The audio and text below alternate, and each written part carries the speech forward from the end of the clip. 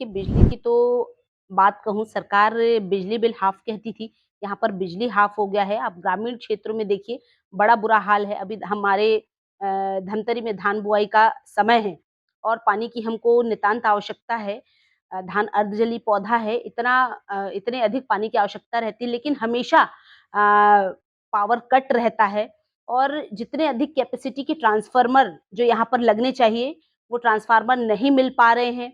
विभाग में यदि किसान भाई शिकायत करता है, तो सीधे-सीधे जवाब मिलता है कि यहाँ पर ट्रांसफ़ार्मर उपलब्ध नहीं है। मतलब सरकार की इतनी बखत नहीं है कि वो उतनी कैपेसिटी के ट्रांसफ़ार्मर लगा दे। आए दिन लाइट बंद की परेशानी रहती है। स्थायी पंप कनेक्शन हमारे किसान भाइयों को जो समय पर मिल पाना था, वो स्थायी पंप कनेक्शन भी नहीं मिलने के कारण हमारे किसान भाई अत्यधिक परेशान हैं। बड़ी गंभीर हालत है, बड़ी नाजुक स्थिति है। बिजली में तो जैसी स्थितियां थी वैसी स्थितियां हैं।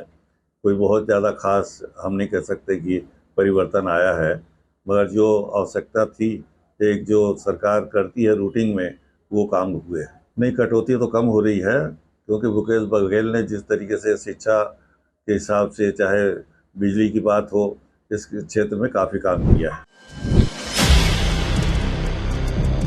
शिक्षा की स्थिति तो मैं आपको बताऊँ कि प्रदेश की सरकार ने तो ध्यान नहीं दिया, लेकिन चूँकि बड़ी आवश्यकता हमको पीजी के कुछ कोर्सेज़ के रहे हैं, जहाँ पर पीजी कॉलेज धमतरी है, वहाँ पर कुछ विषय जो नहीं थे, एमए इंग्लिश के विषय नहीं थे और कुछ विषय नहीं थे, वो विषय हमको मिले हैं। कन्या महाविद्यालय है हमारे यहाँ, वहाँ पर कुछ विषय नहीं थे, तो वो विषय हमको प्राप्त हुए हैं और निश्चित रूप से कहीं न कहीं शिक्षा के क्षेत्र में हमारी माँग मेडिकल कॉलेज की रही है, आईटीआई कॉलेज की लगातार माँग रही है। भटगाँव में जो हमारा कॉलेज चल रहा है, उसके अपग्रेड की माँग रही है, लेकिन शासन ने उस ओर ध्यान नहीं दिया। हमारे रुद्री के महाविद्यालय में चूँकि माँग रही है कि इंजीनियर अपग्रेड करा के इंजीनियरिंग कॉलेज बनाया जाए, तो ये लगातार बहुत सारी माँगें रही हैं, लेकिन उस ओर मैंने भी लगातार ध्यानाकर्षण के माध्यम से, प्रश्नकाल के माध्यम से सरकार का आकर्षण कराया उच्च शिक्षा के क्षेत्र में, लेकिन कहीं पर भी सफलता नहीं मिल पाई और सरकार ने इस ओर ध्यान नहीं दिया। शिक्षा की स्थिति भी बहुत अच्छी तो नहीं कह सकते। जहाँ टीचर चाहिए वहाँ टीचर भी नहीं है। कई स्कूलों के हालत ख़राब है, जिस जर्जर हो गए हैं। स्कूलों के काम होने के बाकी हैं। कई जगह नए बिल्डिंग बनने हैं, हाई स्कूल बिल्डिंग की आवश्यकता बहुत जगह आज है, वो भी नहीं हुआ है। और जो काम शिक्षा के क्षेत्र में करना चाहिए, सरकार ने तो पूरी ताकत लगाई है काम करने के लिए, मगर जो एक विधायक का एक कर्तव्य होता है कि जहाँ शिक्षक नहीं है या कोई बिल्डिंग नहीं है, वो काम मेरे को नहीं लगता यहाँ। हमारे यहाँ जो जिला अस्पताल है, 5 प्राथमिक स्वास्थ्य केंद्र है यहाँ पर, जो वास्तविक रूप से जो सुविधाएँ सरकार को यहाँ पर देनी चाहिए, क्योंकि धमतरी जिला मुख्यालय है। आस-पास के 2-3 जिले के लोग धमतरी अपना उपचार कराने जिला अस्पताल आते हैं। 200 बिस्तर अस्पताल है, उसके अतिरिक्त 30 पैसे 35 बेड और लगे हैं। लेकिन चूँकि 2-3 जिले यहाँ पर कवर करते हैं, लेकिन आज तक 300 बिस्तर अस्पताल नहीं हो पाया। आवश्यकता है, लगातार माँग है, वो पूरा नहीं हो पाया, लेकिन चूँकि लगातार हमारे द्वारा प्रयास किया गया, कि यहाँ पर सिटी स्कैन की सुविधा उपलब्ध हो जाए, सोनोग्राफ़ी की सुविधा उपलब्ध हो जाए और साथ ही साथ माननीय प्रधानमंत्री जी की योजना वन नेशन वन डायलिसिस की सुविधा यहाँ पर प्रारंभ हो गई है।